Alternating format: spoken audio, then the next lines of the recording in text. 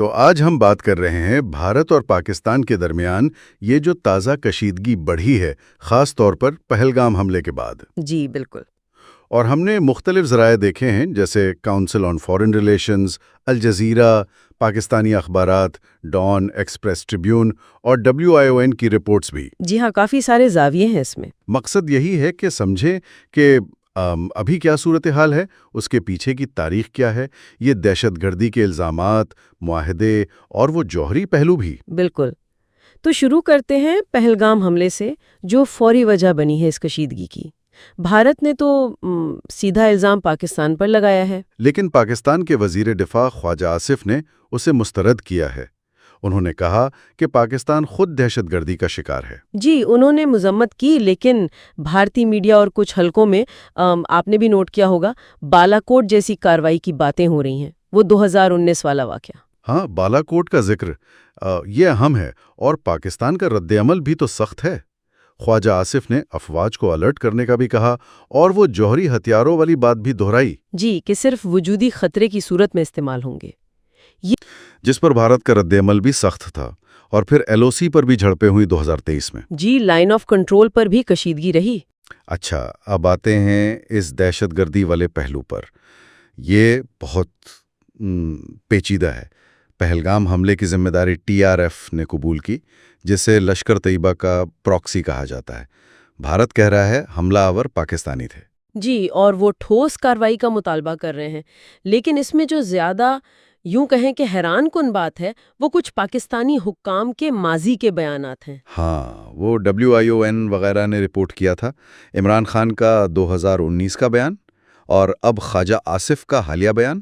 جی، دونوں نے مختلف اوقات میں پاکستان میں 30 سے 40 ہزار تربیت یافتہ عسکریت پسندوں کی موجودگی کا ایک طرح سے اعتراف کیا، جو بقول ان کے افغانستان یا کشمیر میں لڑتے رہے تھے۔ اور خواجہ آصف نے تو سیکیورٹی فورسز سے روابط اور وہ مغرب کے لیے پراکسی جنگیں لڑنے کا بھی ذکر کیا۔ جی بالکل، یہ بیانات سامنے آئے۔ تو یہ ایک طرف یہ اعترافات، دوسری طرف پہلگام جیسے واقعات پر مکمل انکار، یہ تضاد۔ بالکل، اور جب وزارت خارجہ سے عمران خان کے بیان پر پوچھا گیا تھا تو انہوں نے نہ تردید کی نہ تصدیق، تو یہ ایک ابہام پیدا کرتا ہے پاکستان کی پوزیشن کے حوالے سے۔ صحیح۔ اچھا، ان زمینی اور سیاسی کشیدگیوں کے ساتھ وہ جوہری توازن والی بات بھی اہم ہے۔ ڈان نے سپری کی رپورٹ کا حوالہ دیا تھا۔ ہاں، stock home international peace research institute کی رپورٹ میں یہ تخمینہ لگایا گیا کہ شاید بھارت کے وار ہیڈز 172 اب پاکستان 170 سے تھوڑے زیادہ ہو گئے ہیں، پہلی بار 1998 کے بعد۔ لیکن یہ تخمینے ہیں، ہے نا؟ سپری خود بھی کہتا ہے کہ تصدیق مشکل ہے۔ جی بالکل، وہ سیٹلائٹ تصویروں وغیرہ پر مبنی ہوتے ہیں، اور دونوں ممالک ظاہر ہے شفافیت نہیں رکھتے اس معاملے میں۔ کچھ لوگ تو ان مغربی تخمینوں کے پیچھے سیاسی محرکات کا بھی سوال اٹھاتے ہیں۔ صلاحیتوں میں کیا فرق ہے؟ بھارت کے پاس تو وہ مکمل ٹرائیڈ ہے، یعنی زمین، ہوا، سمندر تینوں سے صلاحیت۔ SSBNs بھی ہیں۔ جی، بھارت کا ٹرائیڈ مکمل ہے، یورینیم ذخائر NSG کی چھوٹ کا فائدہ بھی ہے، ان کی نو فرسٹ یوز پالیسی ہے، اگرچہ اس میں 2003 میں ترمیم ہوئی تھی۔ وہ پاکستان اور چین پر زیادہ توجہ مرکوز رکھتے ہیں۔ اور پاکستان کا ٹرائیڈ ابھی یوں کہیں کہ بن رہا ہے۔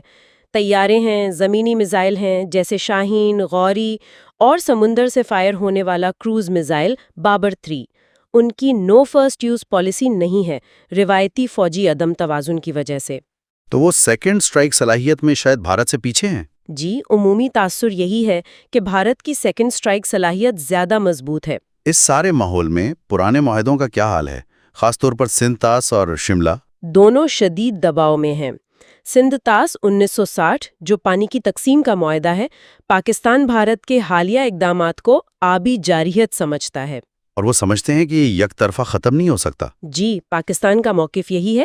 بین الاقوامی رد عمل کیا ہے اس نئی کشیدگی پر؟ امریکہ تو دونوں سے رابطے میں ہے، تحمل پر زور دے رہا ہے، پہل کانیہ کی مذمت کی، لیکن پاکستان پر براہ راست تنقید نہیں کی۔